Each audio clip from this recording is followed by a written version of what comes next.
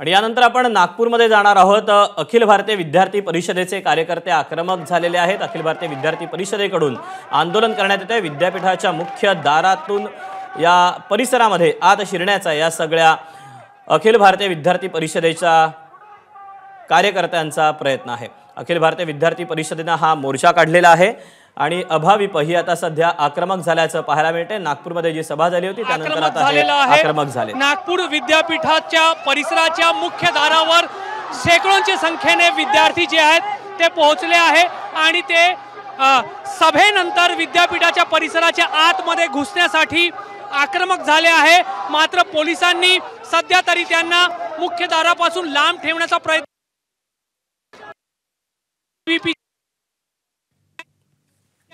त्यांच्यामध्ये प्रचंड धक्काबुक्की होत आहे।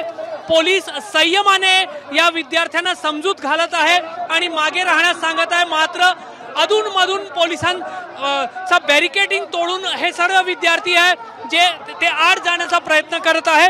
आज नागपूरच्या रविनगर मैदानातून एबीव्हीपीच्या शेकडो विद्यार्थ्यांचा मोर्चा जो आहे तो निघाला होता आणि तो मोर्चा जो आहे तो नागपूर विद्यापीठाच्या प्रशासकीय भवनाच्या समोर पोहोचला होता।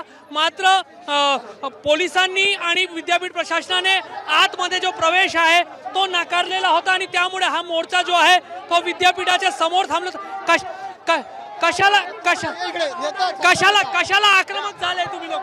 आमच्या ज्या मागण्या आहेत विद्यार्थ्यांच्या, त्या विद्यार्थ्यांच्या मागण्या जे आहे कुलगुरू बाहेर येऊन ऐकत नव्हते म्हणून आम्हाला आत जावं लागलं। आतापर्यंत इथे छात्रनेत्यांचे भाषण सर्वांचे सुरू होते तरी पण कुलगुरू आणि ते सर्व विद्यापीठ प्रशासनाचे जेही लोक आहेत ते बाहेर येत।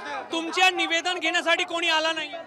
आमच्या निवेदनासाठी आम्ही असं म्हटलं होतं की कुलगुरूंनी स्वतः बाहेर यावं, पण कुलगुरू आज आहे नाही तर त्यांनी कुलसचिवांना, त्यांना प्रतिनिधी म्हणून कुलसचिवांना तरी बाहेर पाठवलं पाहिजे। पण आता ते असं दिसतंय की आलेले आहे आणि यामुळे आम्ही सर्वजण इथे एकत्रित आलेलो आहोत।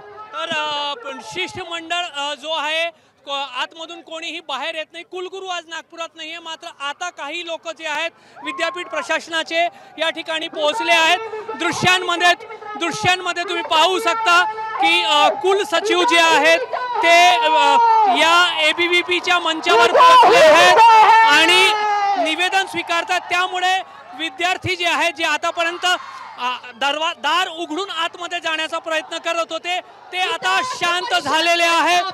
त्यामुळे काही वेळापूर्वीपर्यंत एकदम आक्रमक झालेले विद्यार्थी सध्या बाहेर आलेल्या कुलसचिवांना आपला निवेदन देत आहेत। कॅमेरामॅन अतुल हिरडेसह रजत वशिष्ठ, एबीपी माझा, नागपूर।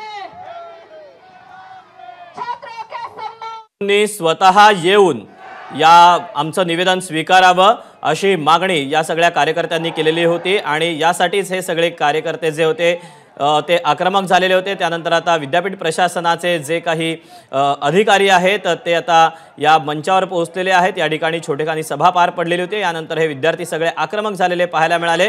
गेटच्या आतमध्ये शिरण्याचा या सगळ्या कार्यकर्त्यांनी प्रयत्न केलेला होता। आमच्या मागण्यांकडे विद्यापीठाकडून कोणतंही लक्ष दिलं जात नाही अशी मागणी करत रविनगर मैदान ते विद्यापीठापर्यंत अखिल भारतीय विद्यार्थी परिषदेने अर्थात एबीव्हीपीने हा मोर्चा काढलेला होता आणि त्यानंतर आता कुलगुरूंनी आमच्या मागण्या ऐकून घ्याव्यात, आमचं निवेदन स्वीकारावं अशी मागणी या विद्यार्थ्यांनी केलेली होती। आणि त्यानंतर विद्यापीठाजवळ जेव्हा हा मोर्चा संपलेला होता त्या ठिकाणी छोटेखानी सभा देखील पार पडली।